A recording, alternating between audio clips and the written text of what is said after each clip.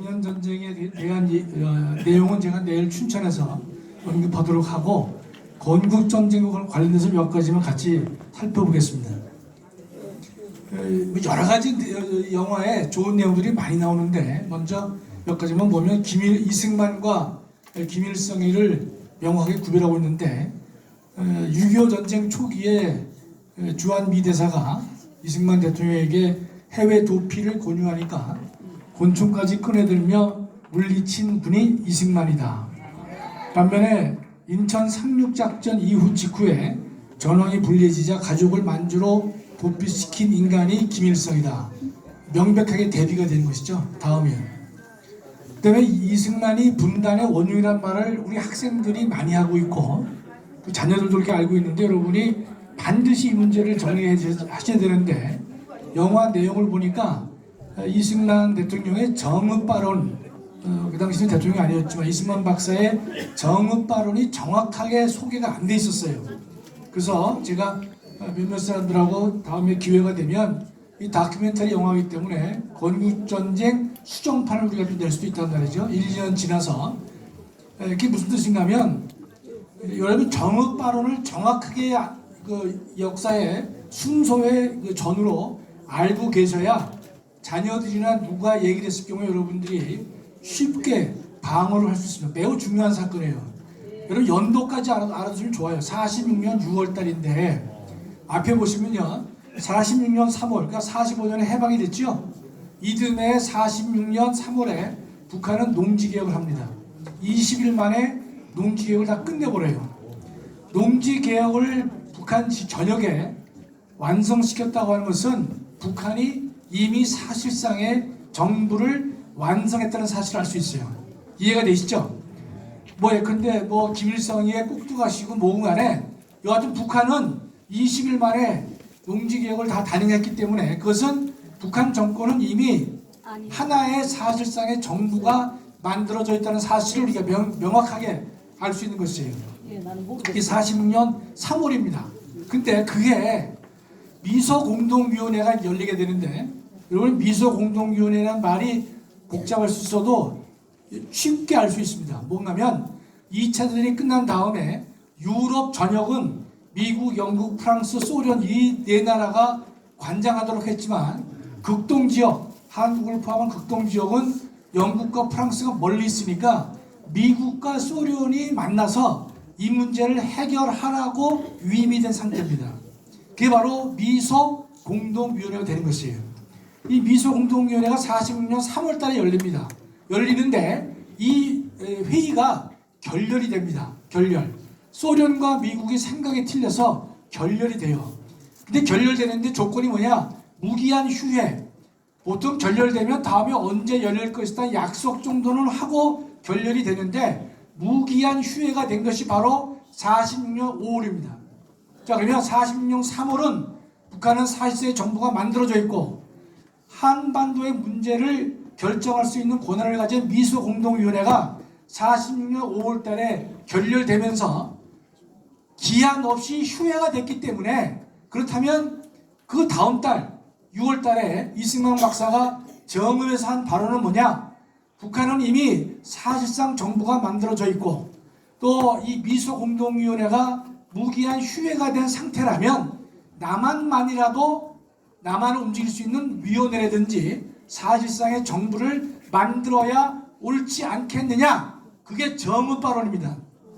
이거는 적극적으로 남북한을 분단시킨다는 것이 아니라 이미 북한은 넘어가 있고 그렇다면 남한만이라도 대비를 하기 위해서 이러이러한 정부나 위원회를 만들어서 남한을 통치해내지 않겠냐라는 발언은 적극적 발언이 아니에요. 북한의 사태를 보고서 행한 소극적이고 방어적 발언에 불과한 것인데 이거를 많은 좌파들은 여러분 자녀들도 마찬가지예요. 잘못 교육받은 사람들은 이승만 대통령의 정읍 발언 때문에 남한과 북한이 분단됐다. 이렇게 뒤집어 씌우는데 여러분 정확하게 날짜별로 아셔야 됩니다. 아시겠죠? 46년 3월, 46년 5월 정읍 발언은 정확히 46년 6월에 이루어진 것입니다. 자, 그 정도만 하겠습니다. 반드시 여러분 정읍 발언을 정확히 알지 못하면 좌파들의 공격에 여러분이 머뭇거리게 됩니다. 매우 중요한 사건이 바로 정읍발언입니다. 아시겠죠? 다음이요. 뭐 김구 선생은 대한민국이 잘못됐기 때문에 김구를 대한민국의 예컨대 건국의 아버지라고 부르는 인간들이 이 땅에 다수가 있는 것입니다. 김구 선생은 우리가 해방될 때까지는 영웅이라 볼 수 있겠지만 해방된 이후에는 김구 선생은 대한민국의 건립을 반대한 사람이란 말이죠. 48년 27 폭동, 우리 목사님이 늘 말씀하시는데 48년 1월 달에 남한만이라도 예컨대 선거 가능한 지역에서 투표를 하라라고 유엔이 결정을 해줬습니다. 그래서 5월 10일 날 선거가 이루어지도록 되어 있는 것이에요. 그러니까 이 좌파들이 폭동을 하는데 그게 바로 27 폭동입니다. 그 전라도를 한 것이 아니라 전국적으로 일어난 것이 27 폭동입니다. 그리고 이틀 뒤 2월 9일 날 김구는 3천만 동포에게 읍고란 말은 울면서 고한다는 뜻이에요.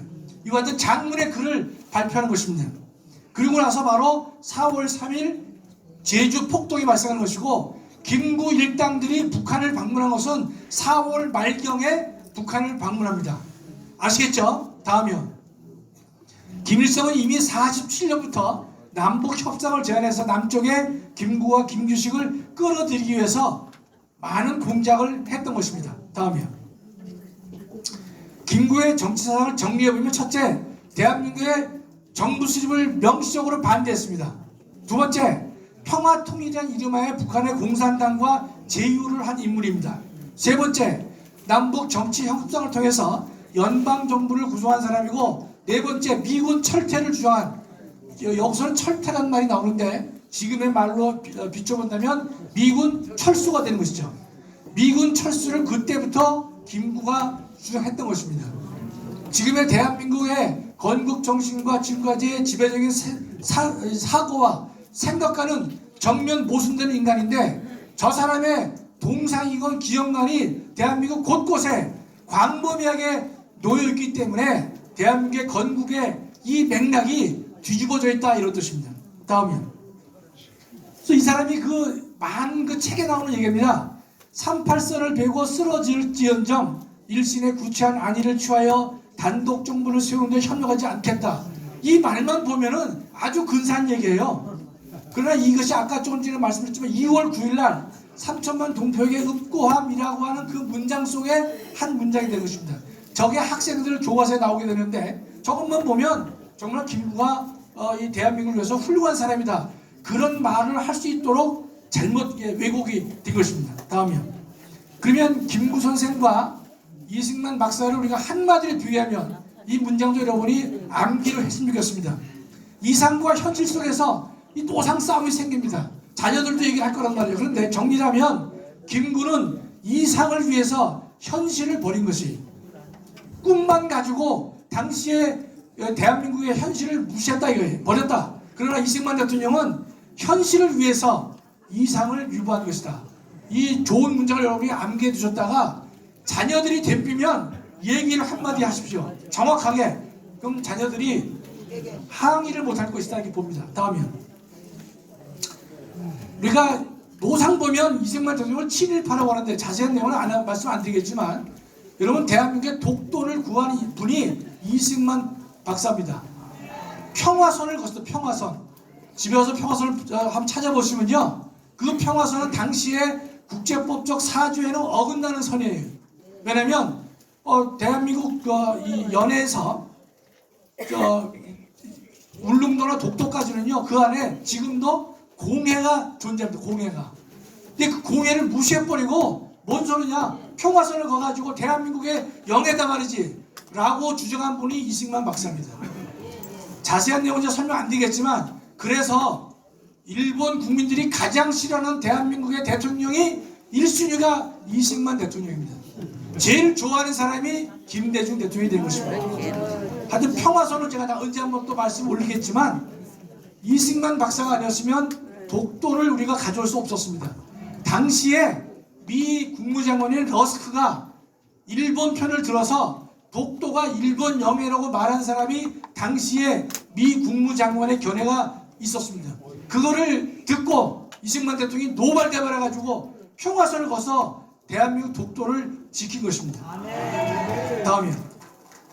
한미 상호 방위 조약 시간 때문에 제가 생략하고 우리가 이 상호 방위 조약의 의의라고 하는 것은 정말로 대단한 것이죠.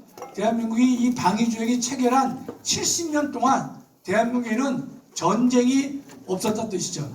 대한민국의 국가 안보를 지켜주면서 경제 성장을 넉넉하게 해준 것이 바로 한미 상호 방위 조약이다. 제가 장례식이라 써놨는데 유감스럽게도 이승만 대통령 장례식에 당시에 대통령 박정희가 참석 안 했습니다. 박정희 대통령의 큰 과오 중에 하나는 이승만 대통령을 지우는데 노력한 이 사람이 바로 박정희입니다. 그래서 그 대통령 이승만 대통령 장례식에 정일권이가 가가지고 대신 글을 읽었단 말이죠. 여러분 우리가 사람은 완전한 사람이 없기 때문에 우리가 이것 때문에 박정희 대통령을 타도한다 이게 아니라 팩트는 정확하게 우리가 알고 있어야 될 것이다. 역시 성경 말씀 맞잖아요. 의인은 없나니 하나도 없는 것이에요. 다음이요. 대한민국의 이승만 부활의 1등 공신이 누구냐? 누굽니까? 이건 제가 여러 번 느끼고 또 강조하고 있지만 대한민국의 이승만 대통령을 부활시킨 분은 1등 공신이 전광 목사입니다.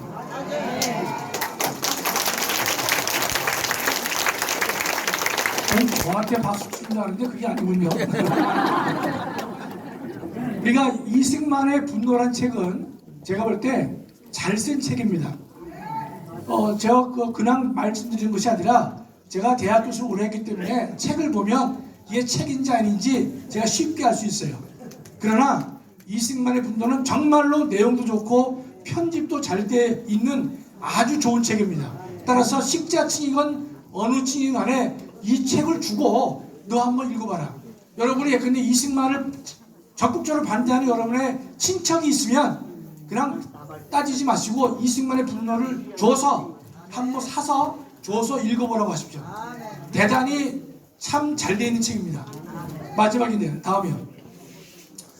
여러분이 마르틴 뉴멜로 목사라고 독일의 루터교회 목사님이면서 그 사람이 왜 유명해졌냐면 나치가 그들을 덮쳤을 때 이 글로 아주 그 명성을 떨친 분인데 이렇게 했습니다.